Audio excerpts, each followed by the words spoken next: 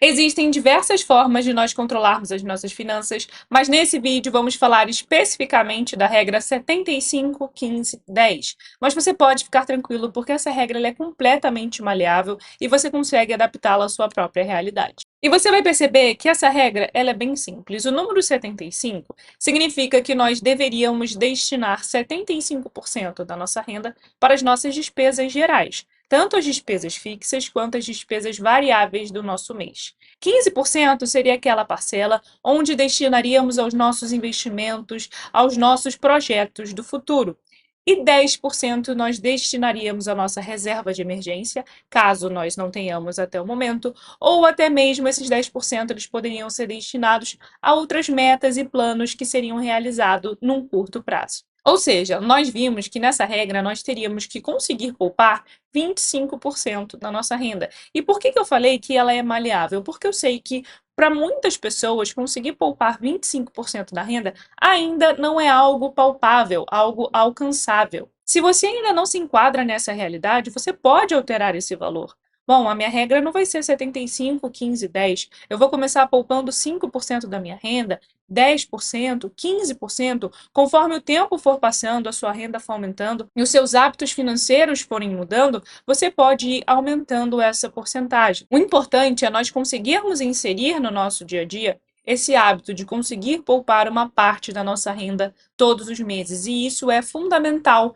para todos nós. Mas por que então eu quis trazer essa regra justamente do 75, 15, 10 para o canal? Porque tem alguns pontos que eu acho muito interessantes. E o primeiro dele é justamente sobre a reserva de emergência. E eu sei que muito provavelmente já deve estar até de saco cheio, porque todo vídeo de finanças e de investimentos você sempre se depara com alguém falando da importância da reserva de emergência, que todo mundo deveria ter uma reserva, mas gente, por mais que pareça cansativo, chato, todos nós precisamos ter uma reserva de emergência. E o fato dessa regra colocar os 10% para a gente destinar da nossa renda para criar essa reserva é o primeiro ponto que eu acho muito importante. Dependendo da nossa fonte de renda, o ideal é que a gente tenha de 6 meses a 1 ano do nosso custo fixo mensal na nossa reserva de emergência. É óbvio, empreendedores, aquelas pessoas que não têm aquela renda certa todos os meses, o certo deveria ser ter 1 ano do custo fixo mensal na reserva de emergência. Agora, um concursado público, pessoas que têm uma maior estabilidade, elas podem se dar o luxo, talvez, de ter uma reserva de 6 meses do seu custo fixo mensal. Você precisa analisar a sua realidade para saber o quanto você teria que ter na sua reserva de emergência. Mas se eu, Bruna, tivesse hoje nenhum dinheiro na minha reserva, zero, e eu quisesse implementar essa regra no meu dia a dia, 75, 15, 10, eu não começaria colocando 10% da minha renda na minha reserva. Eu começaria colocando um pouco mais, pelo menos para eu já montar um pouquinho da minha reserva, e aí sim depois eu entrava de cabeça nessa regra do 15% para investimentos, para eu destinar para o meu futuro, porque eu acho muito importante nós termos um colchão de segurança. Então, se hoje você não tem nada na sua reserva, considere, principalmente no início, dar um foco nela, para depois que você tiver um pouco mais de segurança, você começar a destinar mais dinheiro para os seus investimentos. E a ideia de se poupar uma parte do que a gente ganha não é só papo de coach, de gente que quer vender curso, porque eu sei que muitas pessoas têm uma certa aversão, né? Ah, esse papinho de ter que juntar, de poupar 10% da nossa renda é tão batido. Gente, isso é dito em vários lugares. Inclusive, um dos principais clássicos livros sobre finanças, que é esse aqui, O Homem Mais Rico da Babilônia, se você não leu, considere ler. É um livro bem fininho, bem rápido, bem simples de se entender. Ele fala na página 28, eu vou deixar aqui também passando na tela para você conseguir ver, que uma parte de tudo o que a gente ganha pertence exclusivamente a nós mesmos. No mínimo 1/10, mesmo nas ocasiões em que tiver recebido pouco dinheiro. Pode ser mais, de acordo com o que produzir.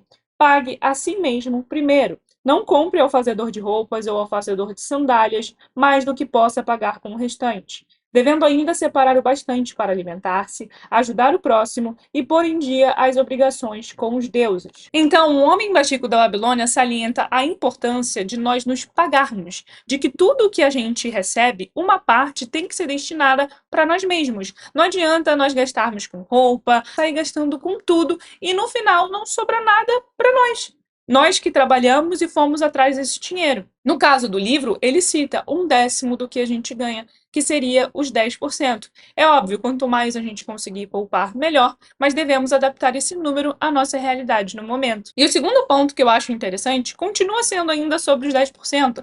Lembra lá no início do vídeo que eu disse que esses 10% eles poderiam ser destinados ou para nossa reserva ou para alguns planos que a gente tenha de curto, médio prazo, algumas metas menores? Esse ponto eu acho que é um dos principais onde muitos investidores passam batido, inclusive eu passei batido durante muito tempo, porque nós visamos apenas o longo prazo. Ah, é tudo muito lindo, daqui 15, 20 anos eu vou usufruir dessa renda, vou ter uma maior estabilidade no futuro. Estamos certos em fazer isso?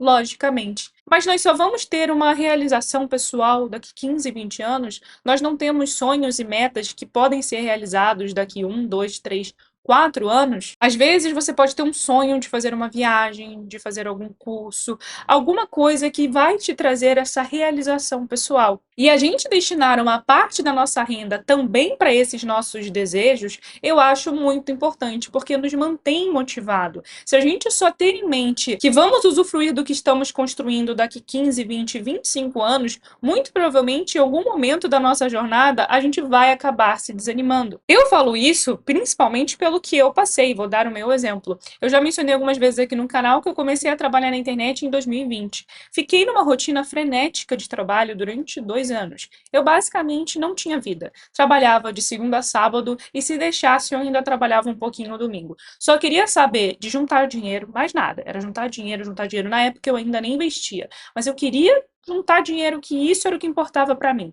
Não vivia, não tinha lazer, até que, né, a bomba estourou. Eu não aguentei a quantidade de estresse que eu tive em ficar 2 anos nessa rotina de trabalho. E depois de alguns acontecimentos, eu comecei a refletir. Em 2022, eu comecei a investir, focada mesmo no longo prazo, até porque não adiantava de nada eu só juntar dinheiro e não fazer nada com aquele dinheiro. Eu comecei a investir, mas também comecei a colocar algumas metas na minha vida. Porque não adiantava eu ficar visando apenas daqui 20, 25 anos e daqui a 1, 2, 3 anos. Uma hora isso ia se tornar chato, eu ia acabar me desmotivando. Então, por exemplo, eu e meu noivo passamos quase 1 ano nos planejando para fazer uma viagem que acabamos de fazer. Isso trouxe uma realização pessoal para nós dois muito grande. E você volta a trabalhar com muito mais gosto depois, você volta muito mais animado, mas não necessariamente uma viagem, talvez alguma outra coisa que você tem em mente. Por isso que eu quis tanto trazer esse vídeo, para deixar também esse recado.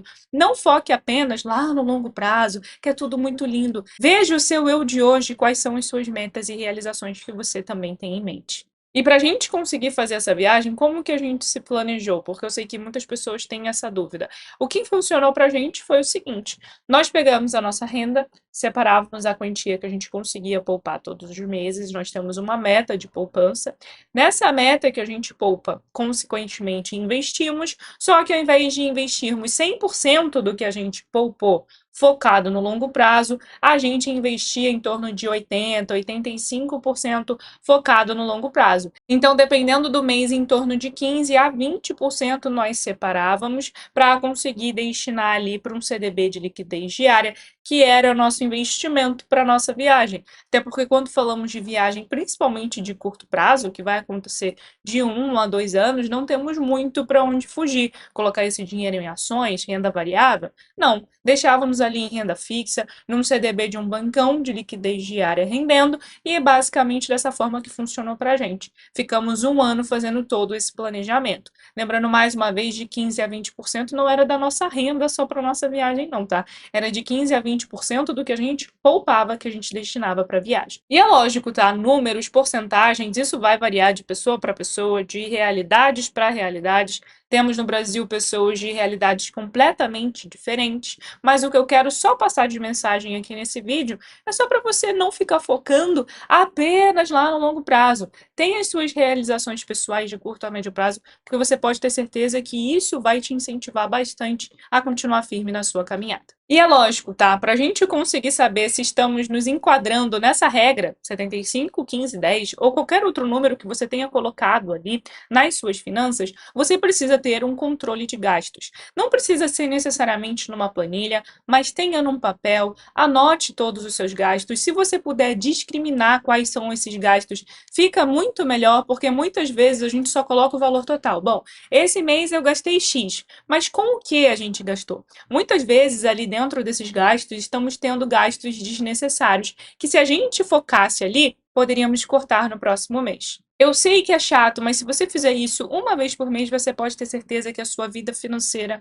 vai mudar da água para o vinho. Eu, por exemplo, utilizo planilha. No final do mês eu vejo ali tudo o que eu gastei, com o que eu gastei. É lógico, tem meses que nós vamos gastar mais por alguns motivos eventuais que acabam acontecendo, mas tem vezes que nós gastamos mais porque passamos do limite, né? Fizemos uns gastinhos desnecessários. Então eu sempre gosto de chegar no final do mês e dar uma batida no que foi gasto. Além disso, eu tenho controle de parcelas do meu cartão de crédito. Isso é muito importante porque nós saímos parcelando várias comprinhas e depois as parcelinhas viram um parcelão que a gente nem sabe como vai pagar. Então tenha anotado quando é essa compra, quantas parcelas, quando começa e quando termina essas parcelas. Isso é muito importante também. E eu tenho uma parte da minha planilha que é um quadro que eu preencho logo depois que eu termino de olhar lá a situação do meu mês, quanto eu gastei, com o que eu gastei. E basicamente esse quadro ele mostra a minha situação mensal, onde eu preencho a minha renda daquele mês. Como a minha renda é variável, vamos supor que em janeiro eu tenha feito R$ 5.000, tá? Números completamente aleatórios que vêm na minha cabeça. E a minha despesa fixa de 1.600 e minhas despesas variáveis de R$ 1.400. Nossa, eu errei aqui, calma aí, 1.600, não R$ 16.000. A planilha ela vai mostrar pra gente que eu consegui poupar R$ 2.000 em janeiro e a porcentagem da minha renda poupada foi de 40%. Só que vamos supor que a minha meta, que eu idealizei, tenha sido de que eu gostaria de poupar 20% da minha renda todos os meses. Esse quadro ele já mostra essa situação.